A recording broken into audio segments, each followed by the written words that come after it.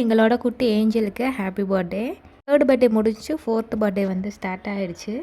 Birthday வரைக்கும் இவளுக்கு பர்த்டேனா என்னன்னு பெருசாக தெரியாது. கேக் வெட்டுவாங்க அவ்வளோதான். ஆனால் இந்த பர்த்டேக்கு பெருசாக லிஸ்ட்டு போட்டுக்கிட்டே இருந்தா. பர்த்டேன்னு சொன்னதுலேருந்தே ஒன்றா ஸ்டார்ட் பண்ணால் ஃபஸ்ட்டு கேக்கு தான். கோகோமலன் கேக் வேணும்னு சொல்லிட்டு முன்னாடியே சொல்லிட்டா.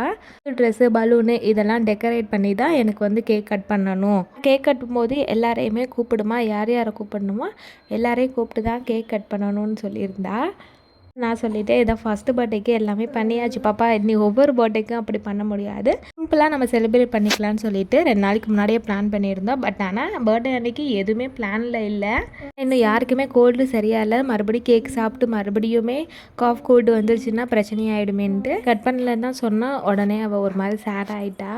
என் ஃபோன் டிவியெல்லாம் பார்த்து நல்லா கெட்டு போயிடுச்சு. சர்ப்ரைஸ் கிஃப்ட் வேணுமா, கோமலன் டீம் கேக்கு வேணும்னு ஒவ்வொன்றா லிஸ்ட்டு போட்டுக்கிட்டே இருந்தா. பர்த்டே செலிப்ரேஷன் வீடியோ நாளைக்கு ஷேர் பண்ணுறேன். நாளைக்கு பார்க்கலாம்.